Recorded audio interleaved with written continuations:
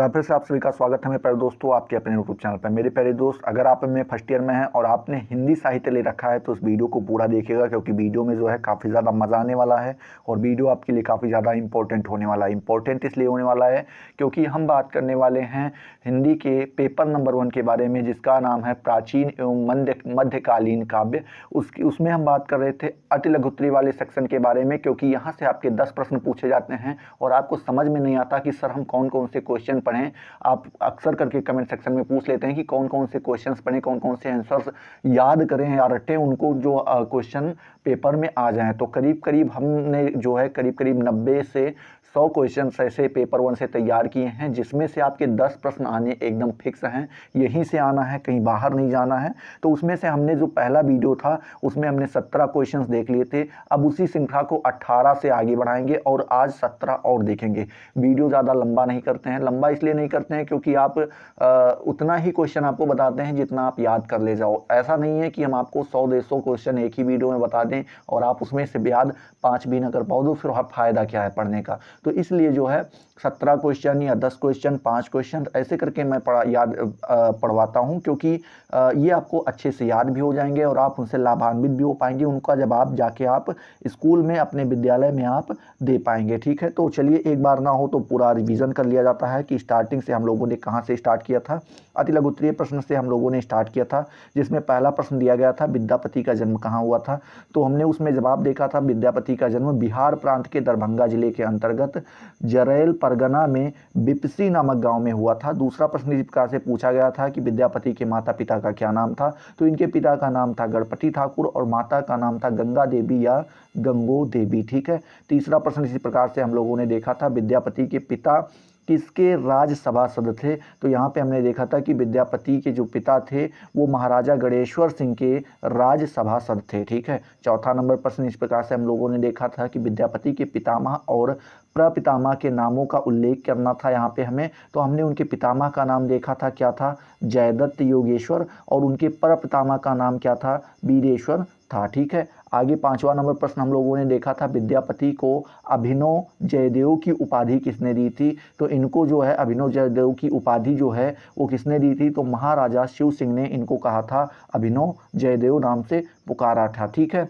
बात करते हैं छठा नंबर प्रश्न। यहाँ पे लिखा है विद्यापति के गुरु का क्या नाम था, इनके कौन गुरु थे। तो विद्यापति के गुरु का नाम पंडित हरि मिश्र था। क्या था, पंडित हरि मिश्र था। ये हमने यहाँ तक देखा था। इसी प्रकार से हमने सातवां प्रश्न भी देखा था। इसमें लिखा है विद्यापति के प्रमुख आश्रयदाताओं के नाम लिखने थे। तो विद्यापति के प्रमुख आश्रयदाताओं के नाम निम्नलिखित थे। जैसे पहला हमने देखा था शिव सिंह, दूसरा था पदम सिंह, तीसरा था हरि सिंह, चौथा था दर्पण नारायण सिंह और पांचवा था धीर सिंह, छठवां था भैरव सिंह, सातवां था लधिमा देवी और आठवां था विश्वास देवी। ठीक है। इसी प्रकार से हमने आठवां प्रश्न देखा था विद्यापति के परिजनों का नाम लिखना था, मतलब उनके परिवार का नाम लिखना था।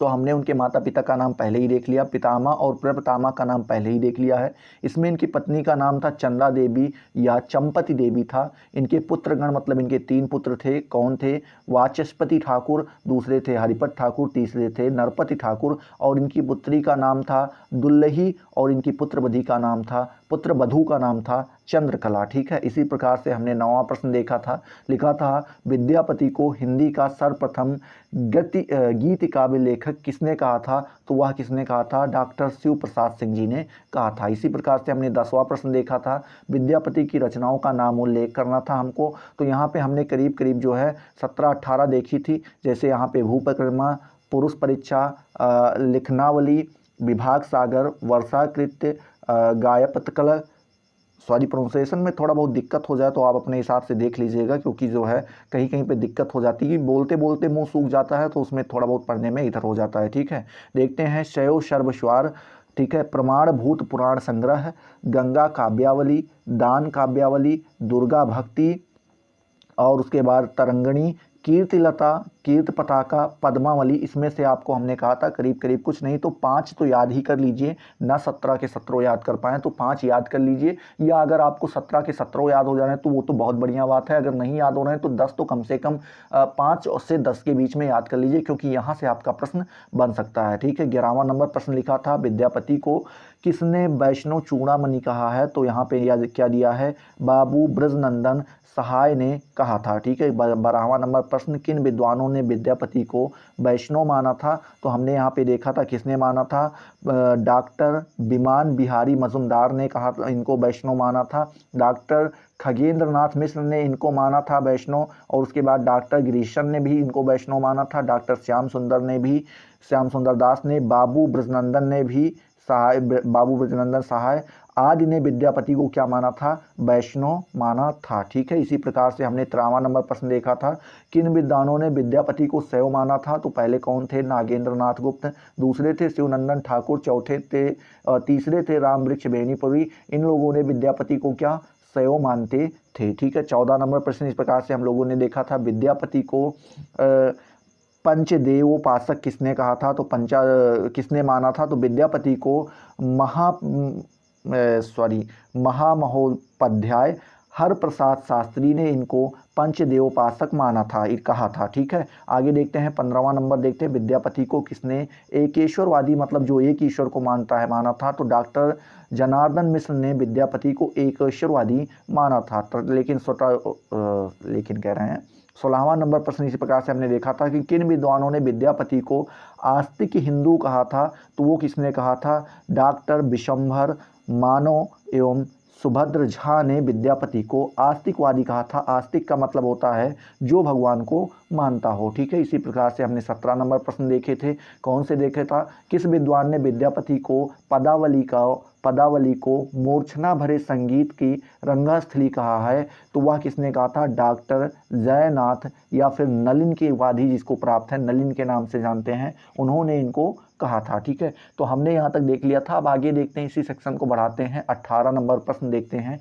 किस प्रकार से पूछा गया था। 18वां नंबर प्रश्न आप देख पा रहे हैं, लिखा है किन विद्वानों ने विद्यापति को सिंगारी कवि माना है? तो यहाँ पे उत्तर में आप देख पा रहे हैं, डॉक्टर बाबू राम सक्सेना जी ने इनको सिंगारी कवि कहा है, पंडित Shivnandan Thakur, doctor Vinay Kumar, doctor Premchandra, MA और उसके बाद को डॉक्टर उमेश मिश्र आदि विद्वानों ने विद्यापति को सिंगारी कवि माना। सिंगारी मतलब ये सिंगार रस का प्रयोग ज़्यादा करते थे अपनी कविताओं में, तो इसीलिए इनको सिंगारी कवि कहा है इन लोगों ने। ठीक है, देखते हैं 19 नंबर प्रश्न में लिखा है, विद्यापति का निधन समय बताइए, इनका निधन कब हुआ था? तो इनका निधन जो है कब हुआ था, सन 1450 ईस्वी में इनका क्या हुआ था, निधन हुआ था। 20 नंबर प्रश्न कह रहा है, कबीर का जन्म कहाँ हुआ था? तो कबीर का जन्म सभी लोग जानते हैं, काशी में लहर तारा नामक तालाब के पास इनका जन्म हुआ था। ठीक है, ये तो सभी को पता है क्योंकि आपने कक्षा 8 में भी याद रखा है, 9, 10, 11, 12 तक इन चीज़ों को पढ़ा है आपने। 21 नंबर प्रश्न कह रहा है, कबीर के पुत्र एवं पुत्री का क्या नाम था? ये भी सभी को पता है, पुत्र का नाम था कमाल और पुत्री का नाम था कमाली। ठीक है, और 22 नंबर प्रश्न कह रहा है, कबीर का मृतक शरीर किस में बदल गया था? तो इनका जो मृतक शरीर था वो किस में बदल गया था, फूलों में बदल गया था, क्योंकि हिंदू और मुस्लिम दोनों लोग इसके लिए शरीर के लिए झगड़ा कर रहे थे, तभी इनका शरीर क्या हुआ, फूलों में बदल गया, और उन लोगों ने फूलों को, हिंदुओं ने क्या किया, जलाया, और जो मुस्लिम लोग थे उन्होंने क्या किया, उसको दफनाया। ठीक है, देखते हैं 23वां नंबर प्रश्न, कबीर के अभिभावक कौन थे? तो कबीर के अभिभावक कौन थे? नीरू और नीमा नामक जुलाहा दंपति थे, जिनसे इनका क्या हुआ था, जन्म हुआ था। ये हम लोगों ने बहुत पहले पढ़ा था और शायद आपको याद भी हो। प्रश्न नंबर 24 कह रहा है, कबीर के गुरु का क्या नाम था? तो उनके गुरु का नाम था रामानंद। उनके गुरु का क्या नाम था? रामानंद। 25 नंबर प्रश्न पूछ रहा है कि कबीर की मृत्यु समय और स्थान या निर्वाण स्थल का मतलब होता है जहाँ पर मनुष्य अपने शरीर को त्यागता है और वो स्वर्ग लोक को सिधारता है, उसी को निर्वाण स्थान के नाम से जानते हैं, बताना है यहाँ पे आपको। तो यहाँ पे लिखा है, संवत 1505 विक्रमी को मगहर में इनकी क्या हुई थी, मृत्यु हुई थी, इन्होंने अपने शरीर को त्यागा था। ठीक है, 26वां नंबर प्रश्न देख पा रहे हैं कि कबीर की रचना का क्या नाम है, कबीर जी की रचनाओं का क्या नाम है, तो उनकी रचना का नाम है बीजक, जो क्या है प्रमाणिक रचना है, ये आप यहाँ पे देख पा रहे हैं। ठीक है, 27 नंबर प्रश्न कह रहा है कबीर ग्रंथावली का सर्वप्रथम संपादक किसने किया था, तो कबीर ग्रंथावली का सर्वप्रथम संपादन किसने किया था, डॉक्टर श्याम सुंदर दास जी ने किया था। ठीक है, 28वां नंबर प्रश्न देख रहे हैं, देख पा रहे हैं यहाँ पे लिखा है डॉक्टर श्याम सुंदर दास द्वारा संपादित कबीर ग्रंथावली कहाँ से प्रकाशित हुई थी, तो आपको यहाँ पे ध्यान में रखना है उत्तर में नगरी प्राचारणी सभा से इनकी क्या हुई थी, कबीर ग्रंथावली प्रकाशित हुई थी। ठीक है, 29वां नंबर प्रश्न लिखा है कि बीजक क्या है, जो कबीर ने एक बीजक लिखा है वो बीजक क्या है, तो कबीर की रचनाएं कौन कौन सी, साखी, सबद, रामायणी के संग्रह जब उनको इकट्ठा करके एक नाम दिया गया है तो वो क्या दिया गया है, बीजक। आपको ध्यान में रखना है साखी, सबद, रामायणी तीनों को मिलाने पर ये बीजक बनता है। ठीक है, आगे देखते हैं 30वां नंबर प्रश्न यहाँ पे लिखा है कि साखी से आप क्या समझते हैं, जो कबीर जी ने साखी लिखा है उससे आप क्या समझते हैं, तो साखी का तात्पर्य साक्षी से है। साक्षी का मतलब होता है जिस चीज़ को आप ध्यान में रखें, अब मान लीजिए कोई काम हुआ और कोई किसी ने उस चीज़ को देखा तो वो क्या है, उसका साक्षी है, तो वो साक्षी माना जाता है, या जिसे आप गवाह कहते हैं। साक्षी का मतलब एक आप अगर अपने सरल भाषा में तो गवाह कह सकते हैं, जिसका शाब्दिक अर्थ क्या है, गवाह है। ठीक है, आगे देखते हैं 31 नंबर प्रश्न क्या लिखा रहा है। 31 नंबर प्रश्न आपसे कह रहा है मेरे प्यारे दोस्त कि कबीर किस काव्य धारा के कवि थे, तो कबीर जो कौन से थे, तो ये निर्गुण ज्ञानाश्रयी काव्य धारा के कवि थे। कौन से थे, निर्गुण ज्ञानाश्रयी कवि काव्य धारा के कवि थे। ठीक है, 32वां नंबर प्रश्न कह रहा है कि जायसी ने किस भाषा में काव्य सृजन किया, मतलब कौन सी भाषा में इन्होंने अपने काव्य को लिखा था, तो वो कौन सा था, ग्रामीण अवधी, जो गाँव में अवधी का प्रयोग किया जाता है, जो अक्सर करके आप अयोध्या, गोंडा, बस्ती, गोरखपुर इस साइड में सुनने को पा रहे हैं, फैज़ाबाद साइड में, वही क्या है, ग्रामीण अवधी कहलाती है। ठीक है, 33वां नंबर प्रश्न कह रहा है पद्मावत किस प्रकार का काव्य है, तो पद्मावत किस प्रकार का है, तो ये पद्मावत प्रबंधन काव्य है। कौन सा है, प्रबंधन काव्य है। और आज का आखिरी प्रश्न आपके सामने दिया जा रहा है, क्या दिया जा रहा है मेरे प्यारे दोस्त, 34 नंबर प्रश्न कि हिंदी में सूफी काव्य परंपरा के सर्वश्रेष्ठ कवि कौन हैं, तो हिंदी में जो काव्य परंपरा के सर्वश्रेष्ठ कवि के नाम से किसको जाना जाता है, तो मलिक मोहम्मद जायसी को जाना जाता है। ये भी आपने कक्षा 10 में शायद पढ़ लिया होगा, अगर पढ़ा है तो ये आपको याद भी होगा। अगर वीडियो पसंद आ रहा है मेरे प्यारे दोस्तों, फटाफट वीडियो को लाइक करो, अपने दोस्तों के साथ शेयर करो। अभी तक चैनल को सब्सक्राइब नहीं किया तो सब्सक्राइब करके बेल वाले आइकन को जरूर प्रेस कर दो, जिससे आपको सारी नोटिफिकेशन मिलती रहें और आप उनसे लगातार लाभान्वित होते रहें। तो चलिए अगले वीडियो में मिलते हैं नए जोश नए टॉपिक के साथ, तब तक के लिए जय हिंद, जय भारत।